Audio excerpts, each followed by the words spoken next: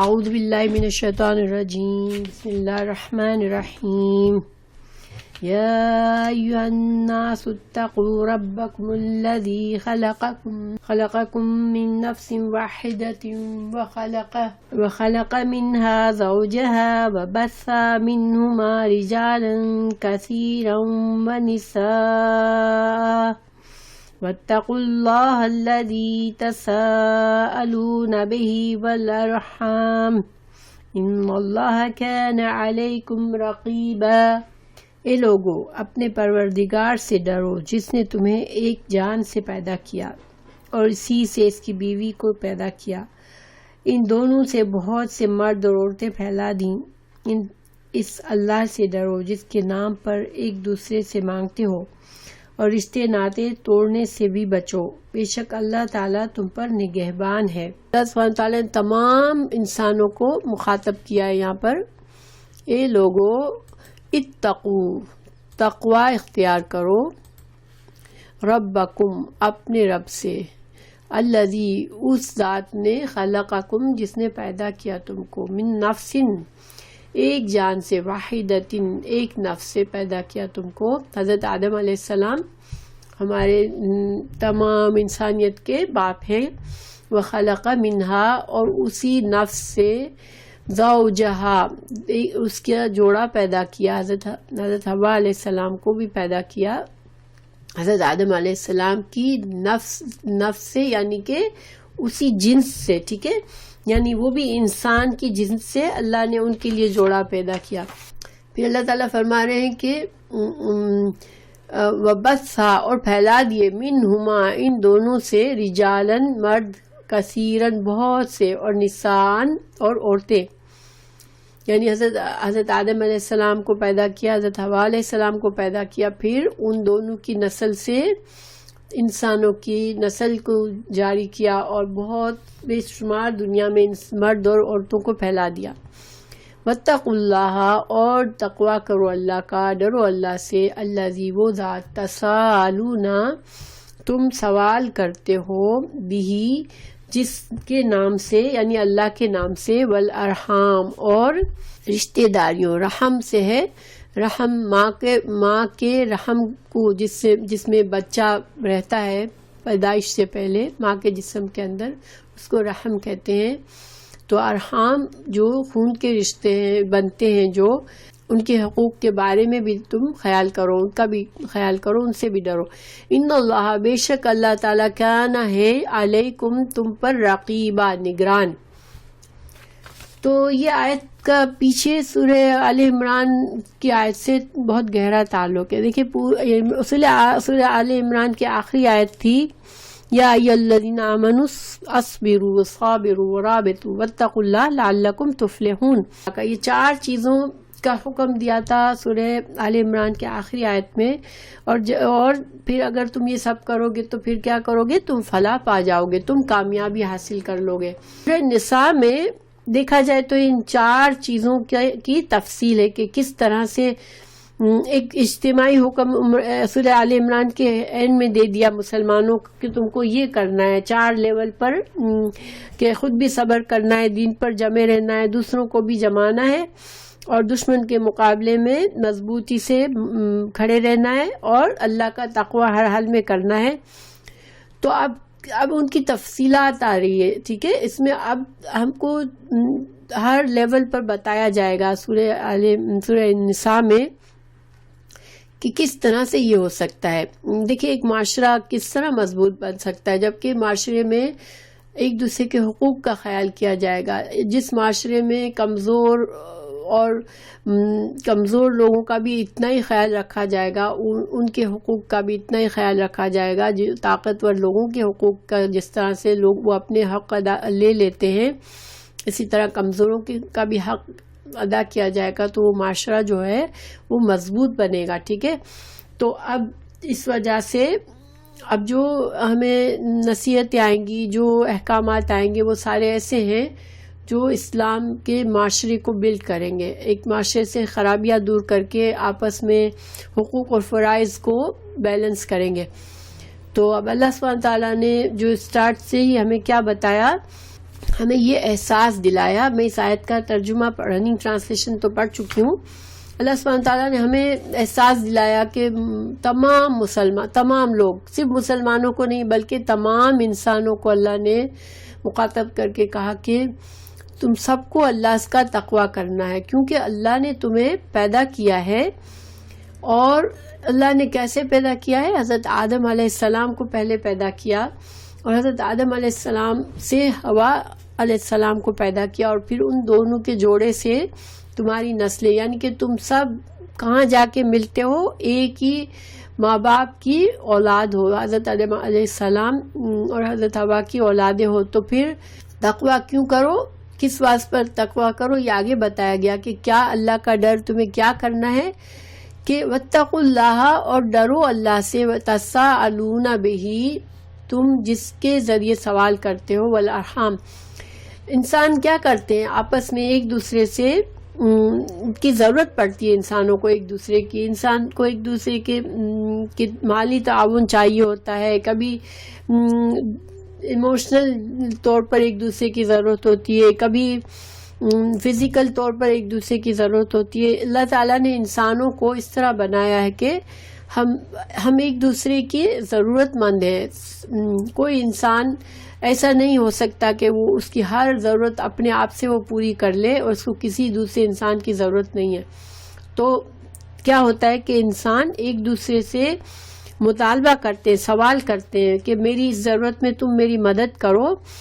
تو جب مانگتے ہیں ایک دوسرے سے تو اللہ سبحانہ تعالیٰ کا حوالہ دیتے ہیں، اللہ کے نام سے، اللہ سے ڈرا کر کے تم اللہ سے ڈرو اور میری مدد کرو. ٹھیک ہے، تو اللہ کا خوف دلا کے انسان ایک دوسرے سے مانگتا ہے کہ تو جب تم اللہ کا خوف دلا کے تم دوسرے سے کچھ مانگتے ہو، خود بھی ڈرو اللہ سے. جب تم دوسروں کو ڈراتے ہو، جس اللہ کے نام پر تم ڈراتے ہو کہ میری ضرورت تم پوری کرو، میرا یہ حق اللہ نے تم پر ڈالا ہے تو میری ضرورت پوری کرو. جیسے مثال کے طور پر جو کمزور رشتہ دار ہیں، جن کے پاس کچھ نہیں ہے، وہ کیا حوالہ دیتے ہیں کہ میں تمہارا بھائی ہوں، تم میری مدد کرو، اللہ نے میرا حق تم پر ڈالا ہے، تم اللہ کے ڈر سے میری مدد کرو.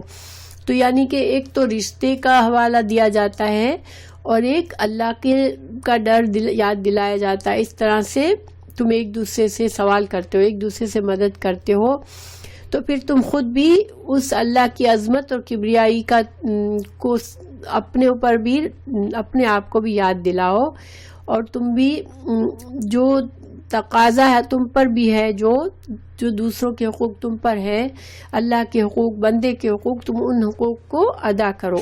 حضرت حوا علیہ السلام جو ہے حضرت آدم کی جنس سے ہی پیدا کیا ہے. جیسے وہ بھی مرد ہے تو مرد انسانوں کی جنس سے. اس کا دلیل کیا ہے اس کی کہ اللہ تعالیٰ نے سورہ روم کی آیت نمبر 21 میں فرمایا وَمِنْ آيَاتِهِ أَنْ خَلَقَ لَكُمْ مِنْ أَنْفُسِكُمْ أَزْوَاجًا لِتَسْكُنُوا إِلَيْهَا وَجَعَلَ بَيْنَكُمْ مَوَدَّةً وَرَحْمَةً. اللہ کی نشانیوں میں سے یہ ہے کہ اس نے تمہیں اور تمہاری بیویوں کو ہم جنس پیدا کیا. انفسکم، یہاں بھی انفسکم کا ذکر ہے کہ تمہارے نفسوں سے پیدا کیا. تو ہر بیوی جو ہے اپنے شوہر کی پسلی سے نہیں پیدا ہوئی ہے. تو اللہ تعالیٰ نے کہا کہ تمہاری بیویوں کو تمہارے نفسوں سے پیدا کیا، یعنی کہ تمہاری ہم جنس پیدا کیا، ان کو بھی انسانوں کی نسل سے پیدا کیا. تو اسی طرح حضرت آدم علیہ السلام کو بھی حضرت حوا علیہ السلام کو بھی انسان کی نسل سے ہم جنس، حضرت آدم کی ہم جنس بنایا. لیکن اگر ہم یہ سمجھے بھی کہ یہ رائے کہ حضرت آدم کی پسلی سے پیدا ہوئی، تو بھی واللہ عالم، اللہ جانتا ہے بہتر کہ کس طرح حضرت حوا پیدا کی گئی.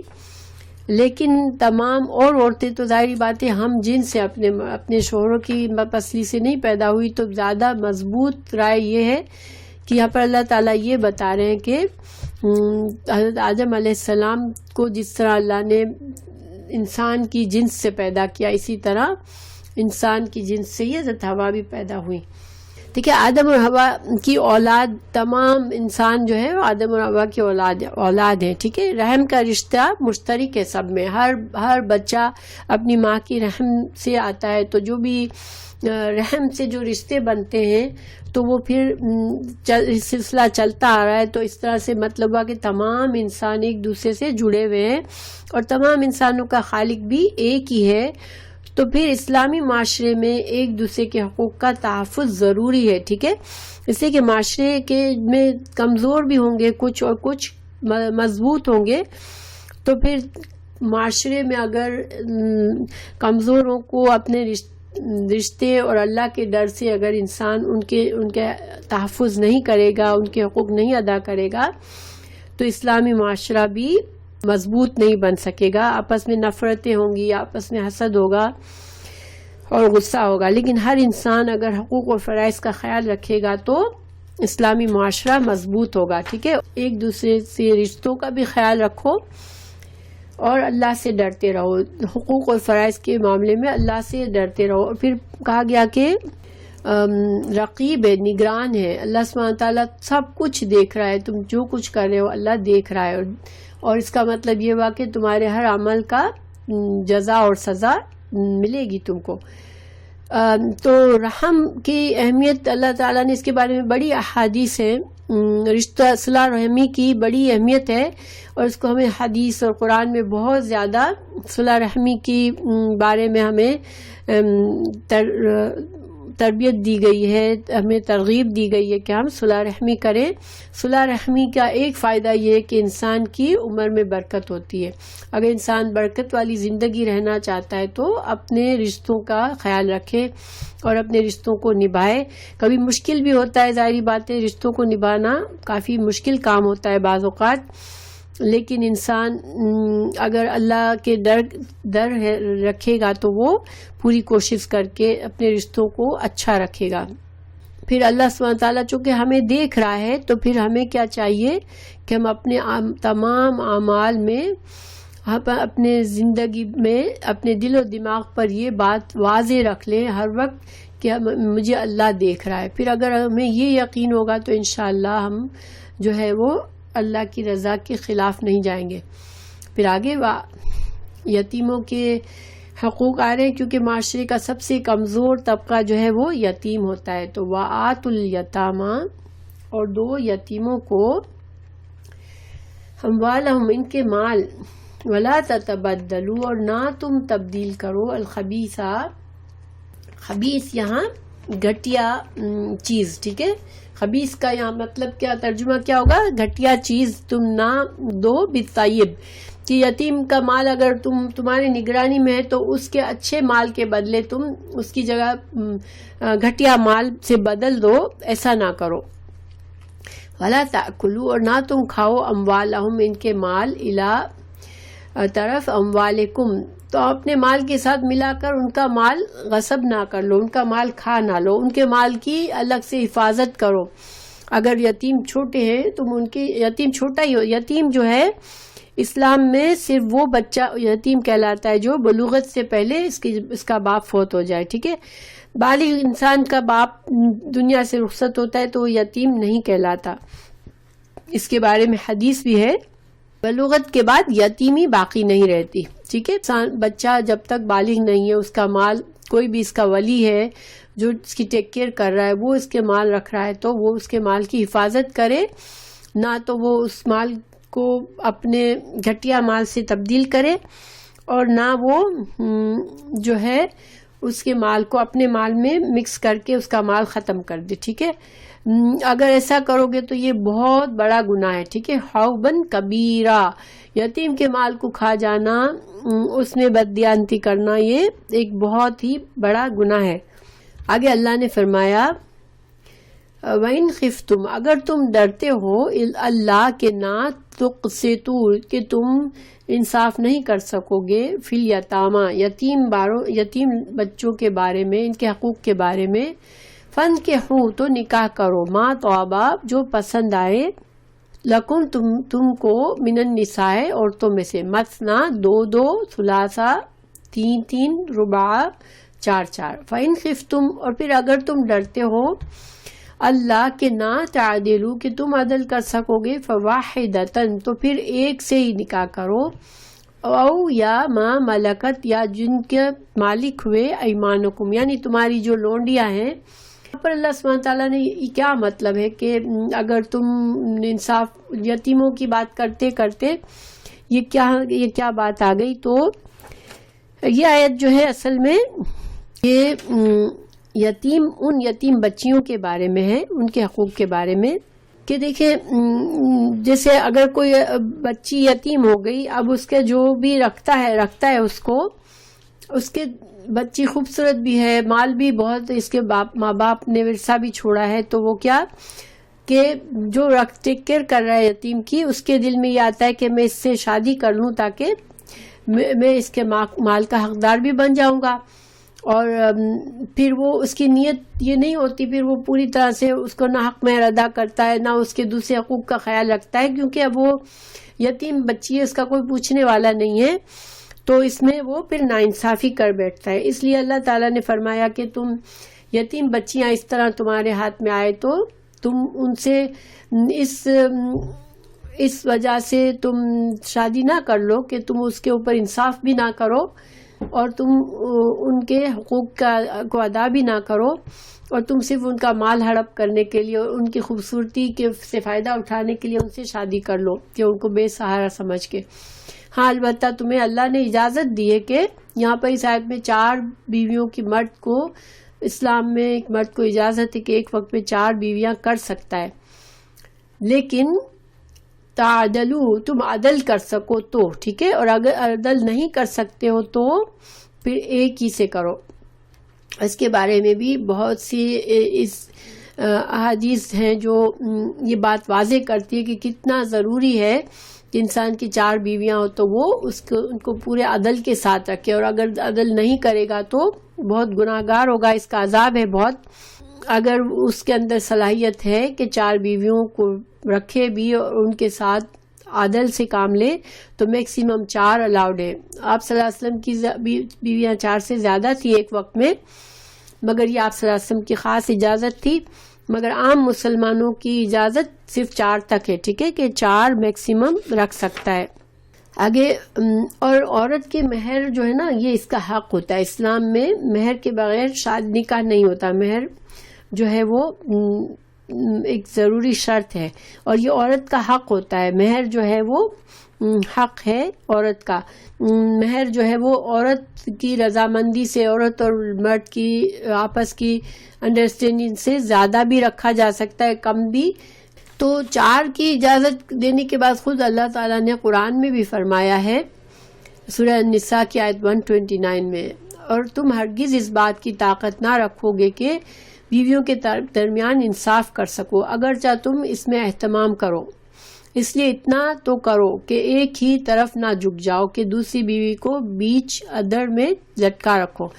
تو یہاں پر اللہ سبحانہ تعالیٰ نے بتا دیا کہ تم انصاف تمہارے لیے کرنا بہت مشکل ہوگا، کیونکہ جذباتی طور پر انسان جو ہے کسی ایک بیوی کی طرف اس کے ایموشنز زیادہ ہیں، اس کو نیچر ملتی ہے یا کوئی بھی ایسی بات ہے کہ اس کا اٹریکشن زیادہ ہے، تو پھر انسان جو ہے ظاہری بات ہے جس کی طرف دل اس کا زیادہ جھکے گا پھر اس کو فائدے بھی زیادہ دے گا وہ۔ تو اللہ تعالیٰ نے وارننگ بھی دے دی کہ تمہارے لیے انصاف نہیں ہو سکے گا، اور پھر اگر ایسے میں تم نے کسی ایک بیوی کو اتنا لٹکا دیا کہ اس کو بیچاری کے کوئی حقوق نہیں ادا ہو رہے تو یہ بہت ہی ناانصافی ہوگی، اور وہ تمہارے لیے بہت خطرناک بات ہو جائے گی، ٹھیک ہے۔ وَآتُوا النِّسَاءَ اور دو عورتوں کو صدقاتہن ان کے مہر دو، ان کو نحلتاً خوش دلی سے، خوشگوار طریقے سے دو، ان کو اپنے دل کی خوشی سے دو، بغیر ان کے مطالبے کے، یا کہ بیوی 10 بار کہہ رہی ہے کہ میرا مہر کا کیا ہوگا، مجھے کب ملے گا، ایسا نہیں ہو۔ بغیر بیوی کے مطالبے کے عورت پر شوہر پہ فرض ہے کہ وہ بیوی کا خوش دلی کے ساتھ مہر دے دے اس کو۔ فَإِن طِبْنَا اور اگر خوشی سے دے دے، یعنی بیویاں اگر اپنے دل کی خوشی سے شوہر کو مہر معاف کرتی ہیں یا کچھ حصہ معاف کرتی ہے، پورا معاف کرتی ہے جو بھی، لیکن بیوی پر کوئی دباؤ نہیں ہے، بیوی کو دل میں یہ خوف نہیں ہے کہ میں نہیں معاف کروں گی تو میرا شوہر مجھ سے اچھا سلوک نہیں کرے گا، بس بیوی اپنے دل کی خوشی سے بغیر کسی دباؤ کے بغیر کسی ڈر سے اس کو معاف کرتی ہے تو پھر شوہر کے اوپر پھر گناہ نہیں ہے. ورنہ شوہر جو ہے اس پر گناہ ہے کہ وہ مہر اگر نہیں ادا کرتا یا اس سے مہر چھین لیتا ہے تو اس پر گناہ ہے. لیکن اگر بیوی خوشی سے دے رہی ہے کچھ بھی اس میں سے تو پھر کیا کرو تم کلو فکلو ہو, تم اس کو کھاؤ, اس کو ہنین خوش مزہ ہو کر, یعنی کہ تم کو بغیر محنت کے یہ مال مل گیا, بیوی کا حق تھا, بیوی نے تمہیں دے دیا تو تم خوشگوار طریقے سے تم اس کو خوشی سے بغیر کسی گلٹ کے تم اس کو استعمال کر سکتے ہو. ولا تؤتوا السفہاء, اور نہ دو بے وقوفوں کو اموالکم تمہارے مال, اموالکم التی وہ جو جعل بنایا اللہ نے لکم تمہارے لیے قیام زندگی کا ذریعہ, قائم رہنے کا سبب. تو یہاں پر کہا جا رہا ہے کہ جب یتیم کے مال کا ذمہ داری تم پر آئی ہے تو تم یتیم کے مال کی حفاظت کرو. ایسے نہیں کہ ابھی یتیم کو عقل نہیں ہے اور تم اس کو اس کا مال دے دیا. یہ اموالکم سے مراد یتیم کا مال ہی ہے کہ یتیم کے مال کو, اور اموالہم کہنے کے بجائے اموالکم کہا ہے, یہ اہمیت جتانے کے لیے کہ یہ تمہارے بھائی ہیں, تم آپس میں مسلمان سب بھائی بھائی ہو, تو ان کا مال کی تم اسی طرح حفاظت کرو جس طرح تم اپنے مال کی حفاظت کرتے ہو. اور جب تک یتیم بیوقوف ہے, ابھی بلوغت کو نہیں پہنچا, ابھی اس میں اتنی سمجھ عقل نہیں ہے, تو اس کو مت دو, کیونکہ یہ مال اللہ نے اس کے لیے زندگی قائم رہنے کا ذریعہ بنایا ہے. کیونکہ مال ہی کے ذریعے سے انسان کی ضروریات پوری ہوتی ہے. اگر یتیم بے عقلی میں اپنا مال ضائع کر بیٹھے گا تو پھر وہ فقیر بن کے پھرے گا, اس کی ذاتی ضروریات کے لیے پھر اسے لوگوں اس پر ہاتھ پھیلانا پڑے گا. وَارْزُقُوهُمْ, اور رزق دو ان کو, فیہا اس میں سے, وَاکْسُوهُمْ, اور ان کو پہناؤ کپڑا اس میں سے, وَقُولُوا, اور کہو, لَهُمْ ان سے, قَوْلًا مَعْرُوفًا.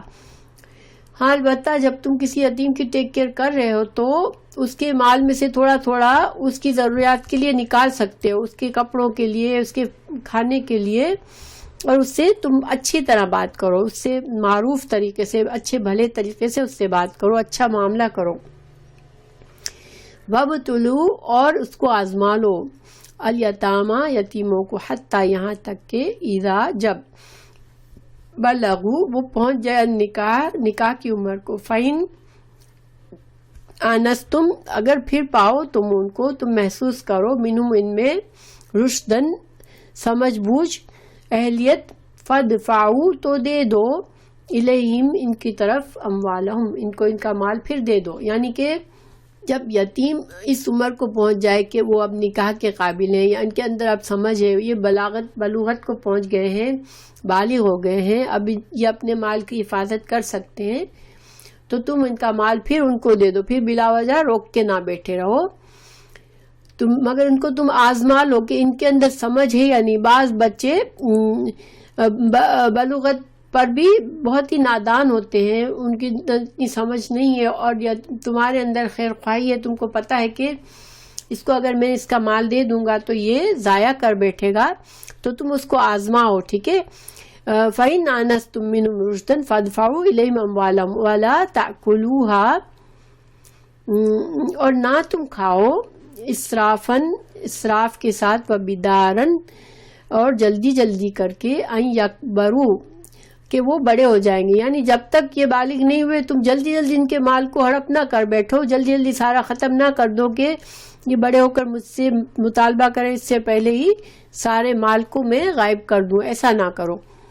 ومن کانا, اور جو ہو, غنی مالدار, فلیستعفف, تو پس وہ چاہیے کہ وہ پرہیزگاری سے کام لے. یعنی کہ اگر یتیم کے مال کی حفاظت میں اس کے لیے تم کچھ کر رہے ہو, تم اس ذمہ داری کو سنبھال رہے ہو, اس میں تم وقت لگا رہے ہو, تو تم اگر اللہ نے تمہیں اتنا غنی بنایا ہے کہ تم کو ضرورت نہیں ہے, تو تم اس کا معاوضہ یتیم کے مال میں سے مت لو کہ بھائی میں تو اس کے لیے کام کر رہا ہوں اس لیے میں معاوضہ لے رہا ہوں. ہاں اگر من کانا, اگر تم خود فقیر محتاج ہو, یا تمہارے پاس بہت خود تنگ دست ہو تم، اور تم یتیم کے مال کی ذمہ داری بھی تمہارے اوپر آ گئی ہے، تو فلیأکل، تو چاہیے کہ وہ تم لو، وہ کھائے، یعنی جو بندہ یتیم کی ٹیک کیئر کر رہا ہے وہ بالمعروف، معروف طریقے سے وہ کچھ مزدوری لے لے اپنے وقت کی، ٹھیک ہے، جو وہ یتیم کے مال کی حفاظت میں، اس کو اگر وہ کہیں کاروبار میں لگا رہا ہے تاکہ وہ بڑھ جائے یتیم کے لیے، کچھ کام ایسے کام کر رہا ہے، ذمہ داریاں پوری کر رہا ہے، تو پھر وہ خود غریب ہے تو وہ مزدوری کے طور پر معروف طریقے سے تھوڑا سا اپنی مزدوری لے لے یتیم کے مال میں سے۔ فَإِذَا دَفَعْتُمْ، پھر جب تم دے دو ان کو، الیہم، ان کے لیے، اموالہم، ان کا مال، فَأَشْهِدُوا، تو گواہ بنا لو، علیہم، اس پر، وَكَفَى بِاللَّهِ حَسِيبًا، اور کافی ہے اللہ حساب لینے والا۔ اور پھر جب یتیم اب بڑے ہو گئے، اب وہ اس قابل ہیں کہ وہ اپنی ذمہ داری سنبھال سکتے ہیں، تو تم گواہ سامنے بنا لو، کسی گواہ کی موجودگی میں یتیم کا سارا مال یتیم کو سونپ دو۔ ویسے تو اللہ سبحانہ تعالیٰ خود ہی سب کچھ دیکھ رہا ہے اور حساب لینے والا ہے تمہارے ہر عمل کا، مگر ایک دنیاوی طریقے سے بھی تم ایک گواہ بنا لو اور مال اس کو دے دو، تاکہ کسی کو غلط فہمی نہ ہو کہ اس نے اس کا مال اس کو نہیں دیا ہے۔